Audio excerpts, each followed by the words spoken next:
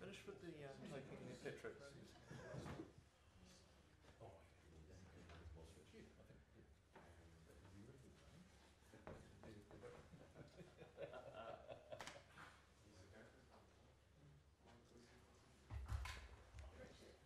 You guys want the cameras to turn around and see you? Yep. Well, what I'm is a little tear in my what I is that I'm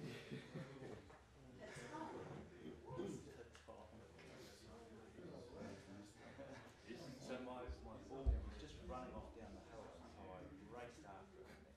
It's just a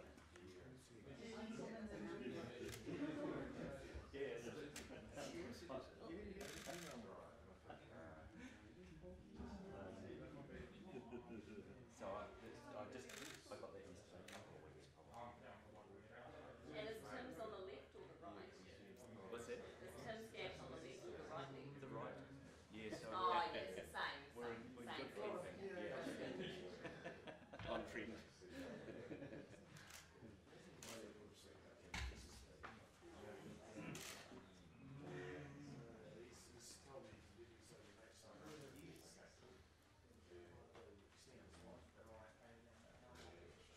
Welcome back, Penny. You'll be wanting an office here. It's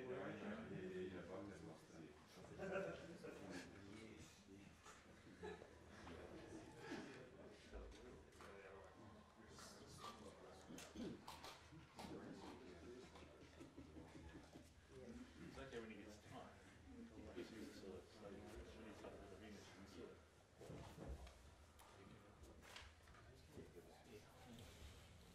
Same day.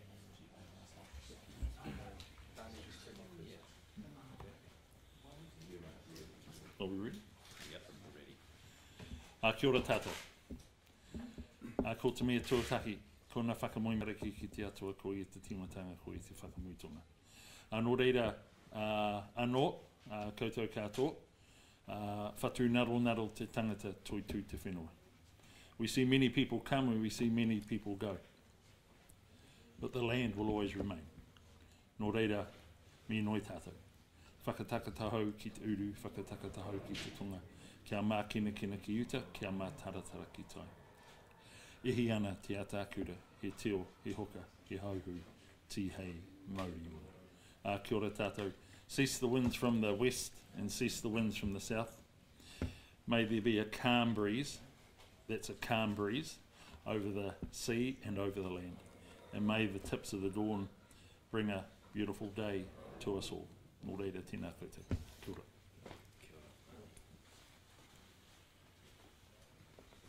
ora. Good morning, everybody. My name's Ian Reid, Principal Rural Fire Officer for the Nelson Tasman area. So overnight we had 4 crews working on the fire. They worked hard all night and have contained the fire to within its boundary as it was last night. So we estimate at this stage, and final mapping will occur today, that the fire covers around 13 hectares with a 1.8 kilometre perimeter. So we have hose crews, machinery working on the perimeter of that fire at the moment.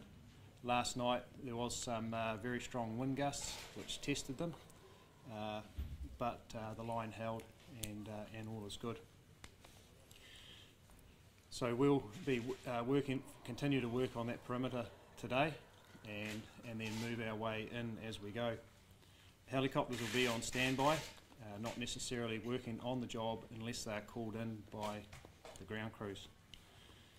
I'll let my colleague from police talk about the cordons, but yesterday's event showed the extreme fire risk in the Nelson Tasman area, and ask again that people shouldn't undertake any activity that may create sparks or heat in the outdoors around vegetation. If there is something that you want to do, mow the lawns and it can't wait, for instance, please do it in the cold, cool hours of the morning. Evacuated residents from Redwoods Valley were allowed back into their homes last night. on the proviso that they were ready to evacuate again. We also talked with 5 residents closer to the fire, and they elected to stay away out of their homes last night.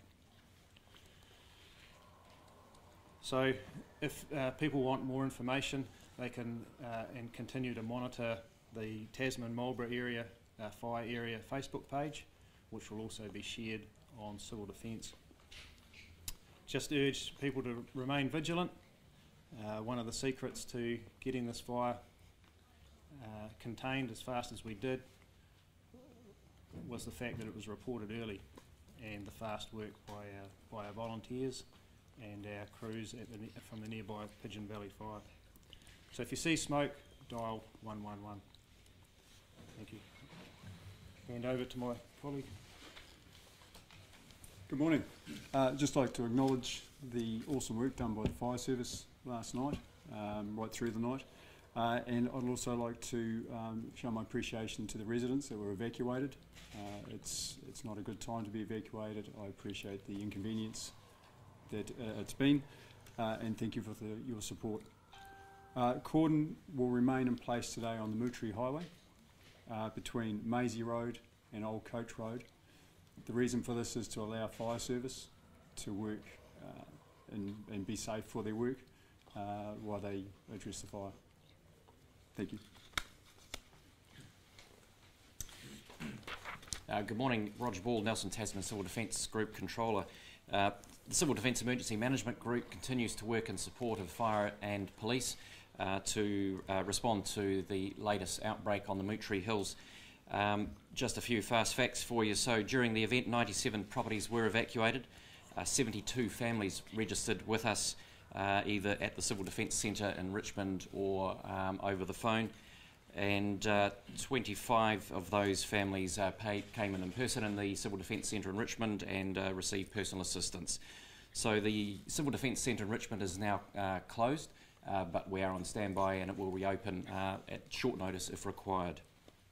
As far as animal welfare goes, we opened last night or yesterday afternoon the facility at the AMP Showgrounds, and also the SPCA facility at Bishopdale opened. We did have a couple of animals brought in, but aside from that, animal welfare impacts appear to be light. So at this stage, our teams remain on standby. The Emergency Operations Centre is still activated and will remain so for the next couple of days at least. And we remain prepared to support the agencies to receive evacuated people should that be required. So we do ask the public, especially those in the areas that are on a heightened state of vigilance, to please keep a careful lookout. As my colleagues have said, there are a number of areas around the fire perimeter where we have said to people in the valleys, you must be prepared to go at short notice, and yesterday's events continued to reinforce the fact that the risk remains high. We've seen the ramifications, I think, still of a serious fire risk and an ongoing fire effort in the Pigeon Valley area that will go on for some weeks to come, and will remain in support of the agencies as required. So thank you for that, and I'll hand over to the Mayor. Thank you, Roger. Richard Kempthorne, Mayor of Tasman. And I would like to thank again the fire service and police for their very prompt way that they have stepped in and managed this particular event. It's tremendous to see, and everybody appreciates what they're doing. I'd also just like to acknowledge for the people involved, particularly those in Redwood Valley, who are evacuated for a second time. It's extremely unsettling for them, and they're just getting home and getting resettled into their properties that have been significantly changed by the previous fire to be evacuated again. So we understand their feeling and being unsettled, but really appreciate their patience and the way that they comply and shift out when necessary. It is just to keep people safe, and people are really cognizant of that. And just to reiterate, we are in a very dry period. We are extremely dry. The fire risk is high, particularly in the afternoons. That's the highest danger time. And if everyone could just remain vigilant, and if you see anything that you think shouldn't be, do phone in to the emergency services, dial 111. But thanks very much, and any of those who have spoken, we'll be happy to take any questions. I just want to ask a first question, not sure whether who it's to, but around what may have where the fire started yesterday and what may have caused it. The fire started approximately 1 kilometre down from the top of the Moutere Hill on the inland side of the road. And in terms of cause, at this stage we have an investigator out on site, and he's determining that. At this stage we don't have a definitive cause. And in terms of that, how concerned are you about the fact that someone may have deliberately started it? Where does the factor that in? It's a little too early to tell that at this stage, and so what we're asking is that just people remain vigilant. Yeah, is there anything in that particular area that could have sparked? I mean, is there any machinery there? Is there, you know, There wasn't any machinery in close proximity, but it was by the edge of a road. So. Yeah, I mean, could it be something as simple as, for instance, a cigarette butt out the window? Could be. Is that a possibility, or a spark from a vehicle? It could be. That is a possibility. And that's why we're saying for people just to remain vigilant and careful with what they do. And how possible is it that it is someone deliberately? It's too early to tell at this stage. So, I'm sorry. In terms of the 5 residents who stayed away, was that five residents individually, or was that 5 households? 5 households. So there's 5 households who, when we talked to them last night, they elected to stay away out of their homes last night. They were inside the cordon. We also had 2 structure crews patrolling Redwoods Valley and the Moutere Hill on top of the ground crews that were working. So they were there just in case anything did happen. In terms of those reports about the height of the flames, you know, how high were they getting from what you gathered off people? We talk about extreme fire behaviour as 4 metres plus. I think there was reports in social media of 50 or 60 metres. I think that's probably a bit of an embellishment, but they definitely in that type of vegetation you could get 20 metre flame heights. And how close did they get to those properties? How close did the fire actually get to those properties, you know, closest to it? In Redwoods Valley, around 1 kilometre away, and on the Moutere Highway, around 300 metres in a direct line to the nearest house. And in terms of the other fires just that have started, you know, one over on the cliffs and the other one, in terms of someone deliberately lighting those, what are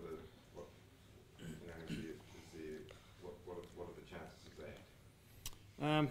Again, that's still an investigation, and the police have asked if anybody's got any information on those fires to come forward, and it'd be likewise for this fire yesterday, I'm sure. But I could let Dave from police talk about that. Yeah, More I can't detail add if you like. anything else further to that. They are getting investigated, but if there is anything at all, any information whatsoever, we'd be keen to get.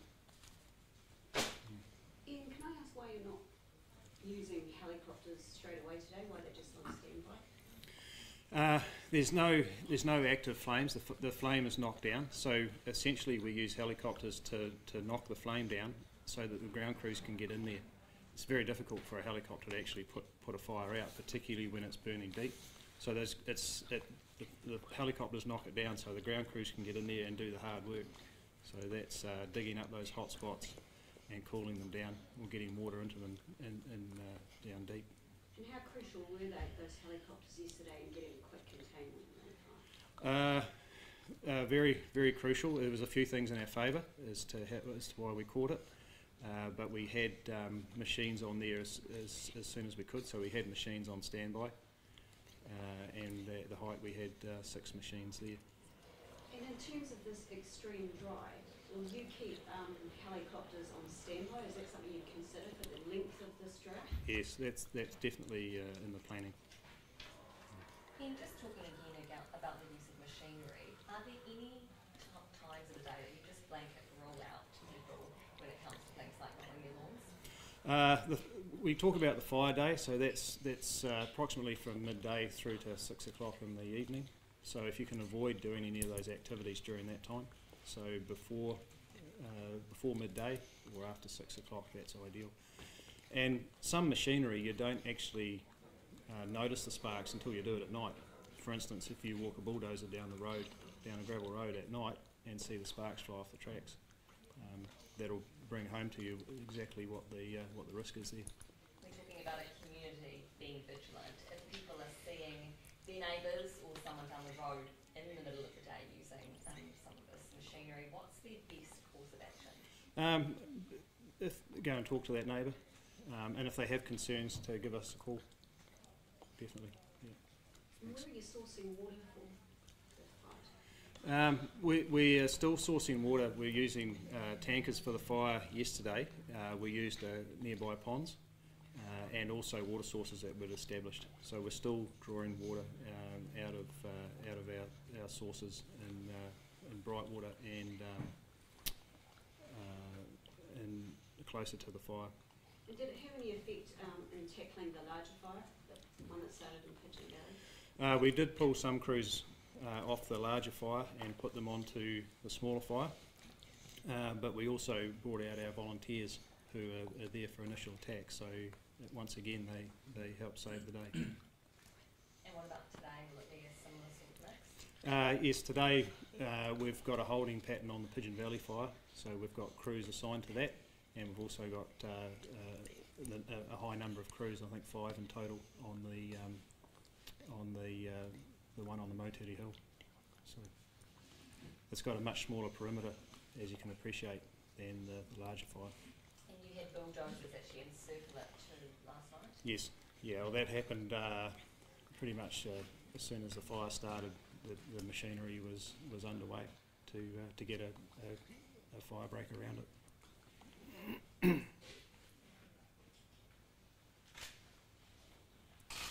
Thank you. Thank you. Thanks, everyone.